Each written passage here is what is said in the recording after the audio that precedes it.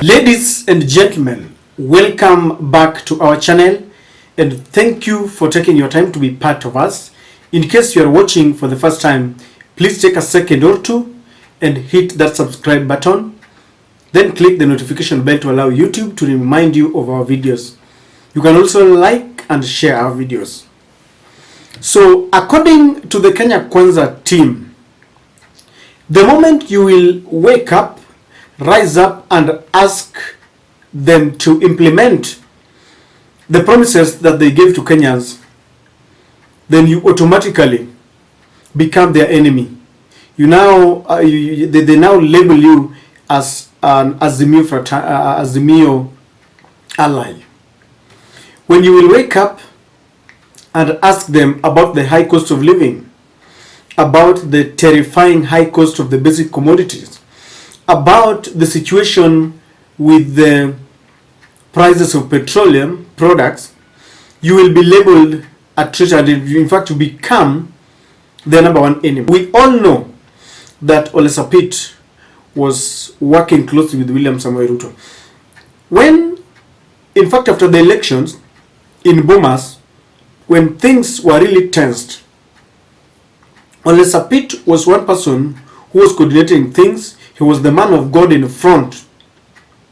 And he took that opportunity and prayed for the country, prayed to prepare for the pronouncement and declaration of the presidential results. This is the moment Kenya has been waiting for.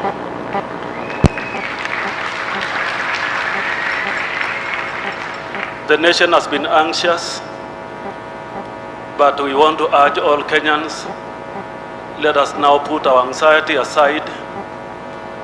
The Bible says the end of a matter is better than the beginning.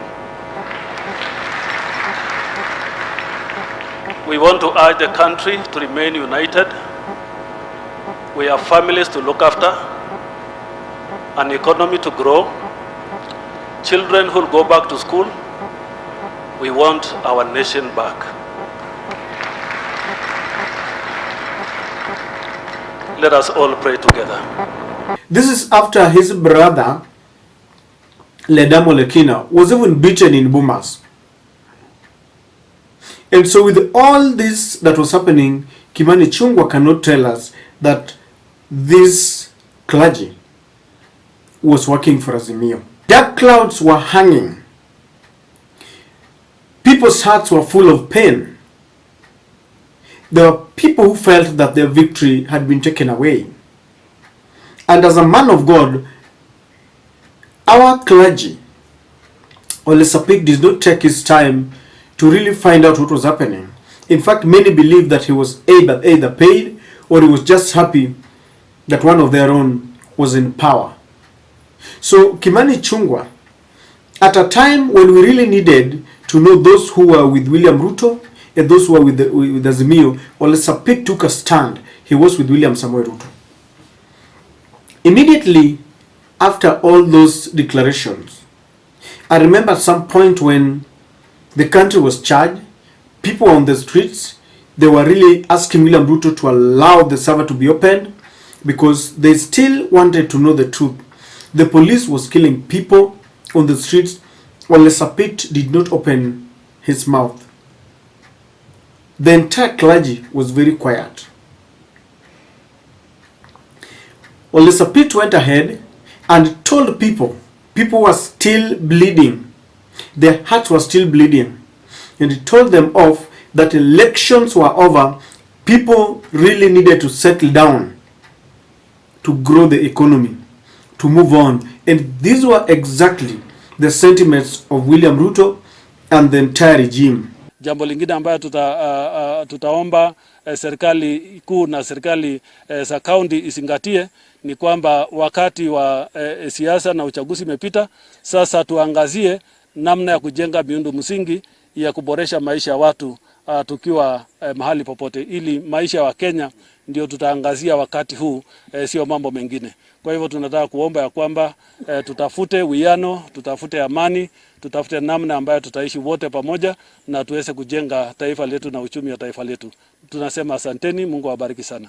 With this No one can now come up and tell us that Olesapit has been working for Azimio. The church has just realized that the entire Kenya Kwanza team is a very dishonest team. No one wants to speak the truth. They will lie to us without blinking, and they don't care. They have captured all the independent institutions, whether it is the IEBC, the courts, parliament, and so they can do whatever they want. But the church that was very quiet now realizes that they are also in the middle of everything. They are our brothers and sisters, and they feel our pain.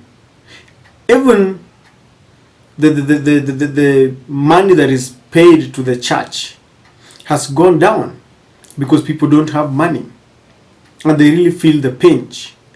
People have really questioned their interest with this government, and they have just looked at Ruto at the face, and they're telling William Ruto, enough is enough. They have given William Ruto the grace period that he really needed.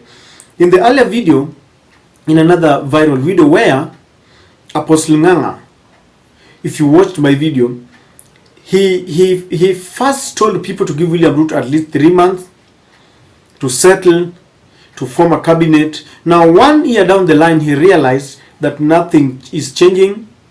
He was really complaining that they keep on increasing their salaries, but there's a lot of corruption that is eating into our coffers, and they continue to increase prices of basic commodities. So Nganga was just mad. He went berserk and he really criticized the regime, telling them, if you want, you can close my church. It is the same thing that the other clerics have realized is happening. And it's good, better late than never. They have just realized that you can never trust this regime. Could it be that they were promised something that is not being implemented? I don't know. But the bottom line is, our government is on a very wrong trajectory. If they don't come back very soon, they will soon face a very ugly rebellion, because people cannot be cheated all the time. You cannot talk to hungry people. You cannot talk to people who are suffering at the hands of bandits. Insecurity is just all over. People who don't have jobs. The environment for doing business is just bad. And so let no one deceive us that when someone like these clerics now criticize the government, they want to turn around and tell us that these people have been working with the opposition. Never. They have never worked with the opposition. They have always been the government. But now things are getting thicker.